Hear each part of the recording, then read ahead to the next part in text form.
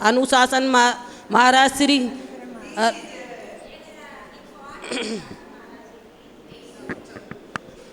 गुरुदेव मेरी नैया उस पार लगा देना, अब तक तो निभाया था आगे भी निभा देना। हम दीन दुखी निर्बल नित नाम रहे प्रतिपल, ये सोच दरस दोगे गुरु आज नहीं तो कल, जो बाग लगाया है फूलों से सजा देना। गुरुदेव मेरी नैया उस पार लगा देना। तुम शांति सरोवर हो, तुम मान सरोवर हो, तुम शांति सरोवर हो, तुम मान सरोवर हो। मम हंस चुगे मोती, तुम मान सरोवर हो, दो बूंद सुधा रस की हमको भी पिला देना। गुरुदेव मेरी नैया उस पार लगा देना। आओ आओ त्रसला नंदन, हम ध्यान धरे मन में। आओ आओ त्रसला नंदन, हम ध्यान धरे मन में। तन मन धन अर्पण कर हमें अपना बना लेना। गुरुदेव मेरी नैया उस पार लगा देना। गुरुदेव मेरी नैया उस पार लगा दे। बोलो महावीर भगवान की जय। समाधि परिणाम विशुद्धि, सापो पुल्लब्धि शिव शौक सिद्धि। चिंतामणि चिंत वस्तु दाने तमम ममस्तु देवी। चिंतामणि पार्श्वनाथ भगवान की, शासन भगवान महावीर स्वामी की, बाहुबली भगवान की, 20वीं सदी के शांति सागर अभिनंदन सागर महाराज की, टपटा अनिकांत सागर महाराज की, जैन धर्म की।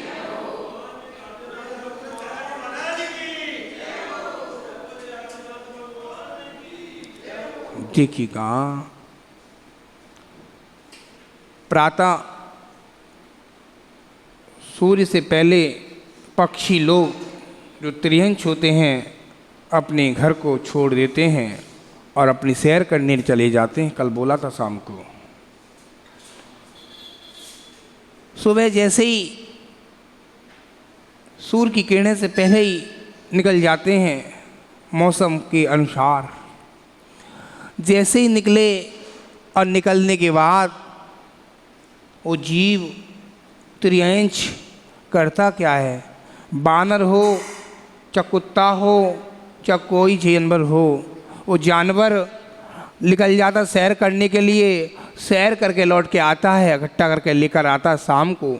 वो क्या लाता है, भोजन लेकर आता है। वो भोजन को लेकर अपने छोटे छोटे बच्चों को खिलाता है। वो बच्चों को खिलाता है। बानर को देखा है आपने, बानर करता क्या है, बानर अपनी थैली में इकट्ठा कर लेता है और बालक जैसा ही रहता है वो बानर सब जीवों को खिला देता है। तो ऐसे ही हम जैन श्रावक हैं। जैन श्रावक करता क्या है, सुबह उठा, दर्शन किए प्रभु के और चला गया उठने के लिए, कमाने के लिए। शाम को आया, अपने बच्चों का पेट भर दिया। याद रखना, पंचम काल में कौन सा काल है? पंचम काल में भी कौन सा काल है ये? उत्सर्पणी के अवसर्पणी है? अवसर्पणी काल घटता हुआ काल है। और काल कितने होते हैं? 6 काल होते हैं। पंचम काल में आपको पता है, पंचम काल का और तीसरे काल का। पंचम काल के श्रावक से पूछो और तीसरे काल के श्रावक से पूछो। तीसरे काल में क्या मिलता था? 10 प्रकार के कल्प वृक्ष मिलते थे। अब तो आचार्य ने, कुंद ने, पंचम काल के आचार्य ने, याद रखना, हमको तोहफा दे दिया है। इतना बड़ा तोहफा दे दिया है, याचना करते सब मिल जाता है। घर बैठे हो, 4 मंजिल में बैठो या 21 मंजिल में बैठो। हम नोएडा सेक्टर 50 में थे, 21 मंजिल में, हेलो बहन जी, हमारे यहाँ सब्जी निपट गई है। सब्जी आ गई, कल वृक्ष ला के दे गया। पंचम काल का कल वृक्ष है वो। पुनांग, भोजनांग, मालांग, दीपनांग, आलांग, वस्त्रनांग, आभूषणांग, ऐसे 10 प्रकार के ज्ञानी, 10 प्रकार के कल वृक्ष मिलते थे। कल वृक्ष से याचना करती थी। याचना करने के बाद आपको जितने श्रावक श्राविका बैठे हैं, कौन से काल में? तीसरे काल में। तीसरे काल में आप थे क्या? पता नहीं है। कहाँ थे आप? घर पे थे? कहाँ थे? पता ही नहीं है कहाँ थे। जैसी क्रिया करोगे वैसा फल मिलेगा। जैसी क्रिया का फल अपने आप मिलता है। धर्म बहुत महान है। जिसने धर्म को चलाया था उसका नाम है आदि निधन। कोई इसका अंत नहीं है, इसका कोई छोर नहीं है। आप जाके देखो गोवा में, मैं गोवा में 2012 में गया था और फिर 2018 में आया इसी की। याद रखना, 2000 में गया था जब मंदिर थे एक जिन चैत्यालय था श्रावक के घर। अब मंदिर बन गया 2, एक चैत्यालय किसी घर पे गए, वो मंदिर में आ गया। टोटल लोग हैं, राजस्थानी लोग हैं, एटा के लोग हैं, यूपी के, एमपी के लोग हैं। याद रखना, पूछा गया था, महाराज श्री यहाँ इतने जैन श्रावक थे, सबको क्या कर दिया? पूछा गया था, ऐसे मार दिया गया सबको। उनका धर्म परिवर्तन कर दिया। समझ रहे हैं? कहने के लिए समझ रहे हैं, धर्म परिवर्तन कर दिया। आप जैन हो तो आपको क्या करेंगे? वो क्या करेंगे? क्रिश्चियन बनाएंगे, मुसलमान बना देंगे। आप समझते हैं, कहने के लिए सारा काफ़ी है, समझदार हैं। उनको बना दिया। बनाने के बाद धर्म को लोप हो। जितने लोग पहुंचे, पता चला पंचम काल में धर्म कहाँ रहेगा? पंचम काल में धर्म कर्नाटक में रहेगा। बाकी के आपने ग्रंथ पढ़े होंगे, हमसे ज़्यादा ज्ञानी आप हो। ज्ञानी तो आप बैठे हो साहब। क्यों ज्ञानी बैठे हो? याद रखना, भगवान का अभिषेक यहाँ हो रहा है। मेरे सामने एक भैया लेके भागा दुपट्टा, पहुँचा लेने से पहले सूखे कपड़े से भगवान को परमार्जन करना चाहिए वहाँ का भी, तब उसके ऊपर गीला कपड़ा लगाना चाहिए। क्योंकि 24 घंटे होते हैं, उसके अंदर जीव हो सकते हैं, नहीं हो सकते। अपना काम क्या है? साधु के पास पीछी है और मैं पीछी का उपयोग नहीं कर रहा हूँ, लगा के नहीं बैठ रहा हूँ, तो मुझे दोष लगेगा? बोलो ज्ञानी आत्मा, ज्ञानी आत्मा लगेगा नहीं लगेगा? हाँ महाराज जी। क्योंकि आपको परमार्जन करना है। परमार्जन करोगे तो कुछ दिखा जाएगा। ज्ञानी बैठ जाओ, ज्ञानी आओ। याद रखना, क्योंकि अपने आप ये समझ लेना कि हम जितने श्रावक हैं 3 लोक के नाथ का अभिषेक कर रहे हैं। पंचम काल में धर्म कर्नाटक में रहेगा, अन्यथा धर्म रहने वाला नहीं है। कौन कौन रहेगा? एक मुनिराज आएंगे, क्षुल्लक क्षुल्लिका चतुर्वेदी संघ रहेगा। एक मुनिराज रहेंगे, हमारा जैन श्रावक हमारे हाथ में से टैक्स लेगा। वो टैक्स के रूप में क्या लेगा? गिलास आहार का, रोटी का गिलास लेगा। जो मेरे साथ पहली बार जीवन में हुआ है, अभी तक नहीं हुआ। आचार्य भगवान पुष्पदंत सागर गुरुदेव का आहार चल रहा था, इधर मेरा चल रहा था, और मैं थोड़ा अच्छा शरीर था और पतला सा पटा था, और पता नहीं था, पतला सा पटा था। बेंगलोर की घटना है, ये ब्रह्मचारी थे, और जैसे ही उन्होंने हार दिया, उनकी मम्मी ने लड्डू दिया था, उसमें बाल था। उनकी मम्मी ने लड्डू उठा लिया, हाथ देख पहले रख दिया, फिर उठा लिया। उठाने के बाद मैंने क्या कर दिया? अंतराय कर दिया। अंतराय करा, जैसी बैठने वाला था जैसी पटा टूट गया। याद रखना, घटनाएं बहुत होती हैं, श्रावक को पता नहीं है, श्रावक को धर्म के बारे में पता नहीं है। हमारा धर्म अनादि निधन है, रहेगा। उस धर्म के अंदर चलो, विरोध धर्म का ना करो। जो विरोधी होते हैं, ये समझ लेना, अपने ग्रंथों में आचार्यों ने समय सार में, रहन सार में, प्रवचन सार में, सुन लो ज्ञानी और ज्ञानी आत्मा, सुनो, सब लिखा है। और उसके अंदर आपने कुछ मंगलाचरण रूप में लिख दिया, कोई मंगलाचरण लिख दिया और उनको काट दिया। क्या आपको दोष लगा नहीं लगा? बोलो सब लोग, बोलो। लगेगा नहीं, बहुत लगेगा। आपको मन करेंगे प्रवचन के टाइम पर आपको प्रवचन नहीं आएंगे, क्योंकि प्रवचन एक सरस्वती का सार है। सरस्वती हो, सरस्वती जिनवाणी। मैं बोलता हूँ, लास्ट में बोलता हूँ, मुझे नहीं कुछ आता, बोलता हूँ नहीं आता, बोलता हूँ नहीं बोलता हूँ। याद रखना, आपने जिनवाणी का उल्लंघन किया, कभी जीवन में ग्रंथ की, कभी ग्रंथ पढ़ पाओगे नहीं। लवशंका आ जाएगी, नींद आ जाएगी, कमर में दर्द हो जाएगा, माथे में दर्द हो जाएगा, भाव नहीं आएंगी। अंतराय कर्म पढ़ते रहेंगे, इसको बोलते हैं अंतराय कर्म। कोई श्रावक कहता है, आपका मन आया चौका लगाने का, धन्य कुमार जी ने कही आप चौका लगा लो, क्या नहीं? पता चला, अरे धन्य कुमार भाई साहब अभी समय नहीं है। उन्होंने आपको समाज के नाते बोला और आपने समय नहीं है, अरे वो महाराज आएंगे इनका लगा लेंगे।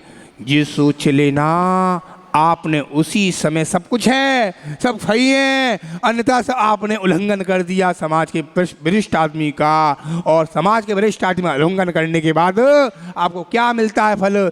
एक मुनिराज आए नगर में, बाउली अंकल में आए, 2 दिन के लिए रुक गए, 5-6 दिन। उन्हें 2-3 दिन की व्यवस्था करी, हो गई 5 दिन की व्यवस्था। पता चला, भैया तू लगा ले। महाराज जी व्यवस्था नहीं हो। अरे भाई, इतनी समाज, इतने बड़े घर, सब कुछ वर, एक दिगंबर साधु का चौका नहीं लगा सकते आप?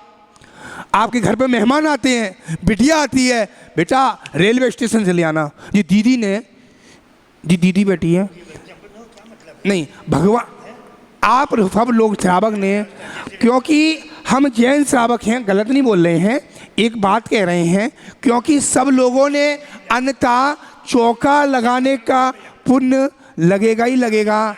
क्यों? उमा स्वामी महाराज के पास एक महिला पहुंची, महाराज श्री नमोस्तु, महाराज श्री नमोस्तु, महाराज श्री नमोस्तु। महाराज जी मेरा बेटा की तबीयत बहुत ख़राब है, डॉक्टर ने बोला है मेरा बेटा का स्वास्थ्य बहुत ख़राब है, और डॉक्टर ने कही है लास्ट स्टेज है, और इसके गुरु और प्रभु देखेंगे और कोई नहीं देख सकता है। कौन देखेंगे? गुरु और प्रभु देख सकते हैं और कोई नहीं देख सकता है। अन्यथा हुआ क्या था, जैसे ही पता चला, समाज के लोगों ने, वरिष्ठ लोगों ने बोला महाराज श्री हमारी चोटी पर बैठे हैं, जंगल में विराजमान है, चोटी मतलब ऊंचाइयों पर बैठे हैं, उन महाराज के पास जाओ, वो महाराज इस बच्चे को सही कर देंगे। माँ को चिंता थी, माँ को चिंता थी, बात खत्म हो गई, माँ को चिंता थी। अब सुनना मार्के की बात। जैसे ही माँ को पता चला, माँ बच्चे को लाद कर लेके गई ऊपर और बच्चा लेके गई। महाराज ने बोला एक काम करेगी, कटोरी लेकर आ। क्या लेकर आ? कटोरी में पीली सरसों लेके आना। क्या लेके आना? पीली सरसों। माँ भागते, अरे माता महाराज कह रहे हैं पहले पूरी बात सुनना, अधूरी बात नहीं सुनना। जैसे ही पीली सरसों लेने गई, पहले घर पे गई आपके, महाराज जी ने पहले पूरी बात सुनना, अधूरी बात मत सुनना। उन्होंने अधूरी बात सुनी थी, पूरी बात जैसी सुनी महाराज ने की।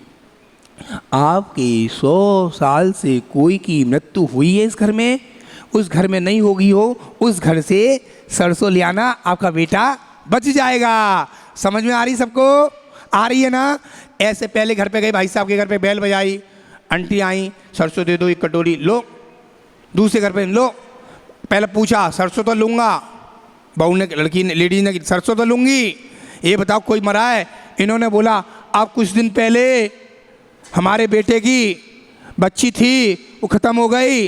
इसने बोली हमारा बच्चा था, वो ख़त्म हो गया। उन्होंने बोला हमारा बेटा था, वो ख़त्म हो गया। आगे बढ़े, कोरोना में मौत हो गई मम्मी की, आगे बढ़े, अभी भ्रूण हत्या हो गई, अभी आगे बढ़े 7 लोगों की मौत हो गई बड़ौद में। देखा था? क्योंकि हर जीवन में कोई ना कोई जरूर जाएगा ही जाएगा, याद तो है सबको। ऐसे ही आगे बढ़ते बढ़ते बढ़ते बढ़ते बढ़ते बढ़ते लास्ट स्टेज आ गई। लास्ट स्टेज कौन सी आ गई? आगे बढ़े, लास्ट स्टेज आ गई तो वो महाराज के पास आई। जैसे ही महाराज साहब से गई, महाराज जी यहाँ तो सबके यहाँ कोई ना कोई मरा है, सबके यहाँ कोई ना कोई मरा है। महाराज ने कि देखो भगवान आदिनाथ भी गए हैं, राम भी गए हैं, हमको भी जाना है, आपको भी जाना है। जाना कैसे है? उसकी माँ ने कही बेटा तो सब है। बेटा क्या है? सब बन गया, मर चुका था बेटा। उनको माँ को 6 महीने राम ने लक्ष्मण को क्या करा? कंधे पर ले गए थे। ऐसे ही उन्होंने अपनी माँ को लालच और मोह था, बच्चा तो मर चुका था और महाराज बता रहे हैं बेटा कभी ना कभी कोई ना कोई जाएगा जरूर। राम गए, भगवान महावीर गए हैं, आखिर में होगा क्या महाराज बताइए? स्त्री कहती है मुझे भी कुछ नहीं चाहिए, मुझे तो क्या चाहिए? स्त्रीलिंग छेदन करके मुझे अपना उपयोग करूंगी, किसी माता की समूह रहकर अपना जीवन व्यापन करूंगी, जीवन को व्यापन करूंगी। जैसे व्यापन किया, कहते हैं एक दिन का किसी की मृत्यु होती है साधु की तो एक दिन का सूतक लगता है। किसी शहीद की समाधि, शहीद मरता है तो एक दिन के उसके परिवार को सूतक लगता है। ऐसे ही आप लोगों में 24 घंटे का सूतक लगता है। ऐसे ही आप लोगों को याद है 12 दिन का लगता है, 13 दिन का लगता है, 13 दिन का लगता है। और वो सूतक लगने के बाद वो क्या कह रहा है? महाराज क्या कह रहे हैं? बेटा जीव तो गया, अब तू क्या करेगी? आखिर में मैं भी एक इच्छा लेकर स्त्रीलिंग को छेदन करके मैं मोक्ष मार्ग पर बढ़ जाऊंगी, अन्यथा और जीवन में कुछ नहीं है। आना जाना लगा है, करोड़ों इधर से उधर लगा है, आखिर में जीवन में कुछ नहीं रखा है क्या? सार है आपने पढ़ा है, 16 कारण भावना तीर्थंकर प्रकृति का बंध हो जाता है। ऐसे नहीं हुआ तीर्थंकर प्रकृति। भाव से उपवास करे, भाव से वंदना करें, भाव से प्रवचन करे, साधु बने। क्यों बने? अपने अंदर को उतारेंगे तो कुछ होगा, अन्यथा कुछ होने वाला नहीं है। बोल महावीर भगवान की जय, 24 तीर्थंकर भगवान की जय।